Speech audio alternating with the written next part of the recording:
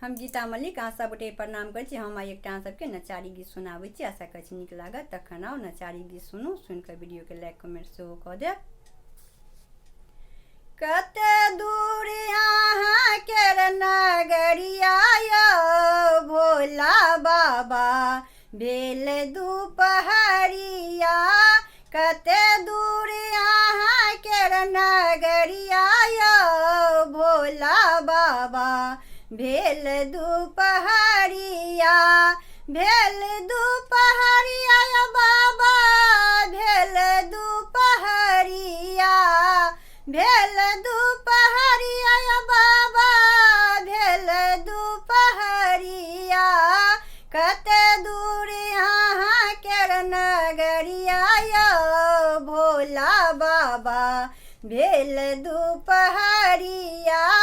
कते दूर यहाँ केर नगरिया यौ भोला बाबा भेल दुपहरिया। फूल तोड़ी लेलहुँ जलो भरी लेलहुँ। फूल तोड़ी लेलहुँ जलो भरी लेलहुँ। अक्षत के बन्हलहुँ मोटरिया यौ भोला बाबा भेल दुपहरिया। अक्षत के बन्हलहुँ मोटरिया यौ भोला बाबा भेल दुपहरिया। कते दूर अहाँ केर नगरिया यौ भोला बाबा भेल दुपहरिया। कते दूर अहाँ केर नगरिया यौ भोला बाबा भेल दुपहरिया। बेल पत्र खोटी लेलहुँ चन्दन घासी लेलहुँ। बेल पत्र खोटी लेलहुँ चन्दन घासी लेलहुँ। भांग के बन्हलहुँ मोटरिया यौ भोला बाबा भेल दुपहरिया।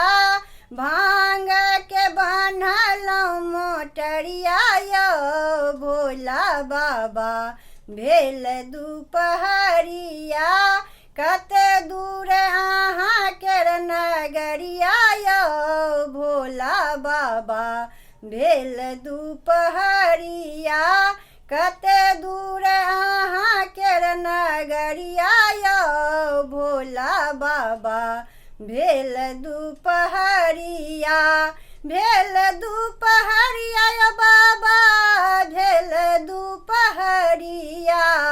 भेल दुपहरिया यौ बाबा भेल दुपहरिया। कते दूर अहाँ केर नगरिया यौ भोला बाबा भेल दुपहरिया। कते दूर अहाँ केर नगरिया यौ भोला बाबा भेल दुपहरिया। कते दूर अहाँ केर नगरिया यौ भोला बाबा भेल दुपहरिया।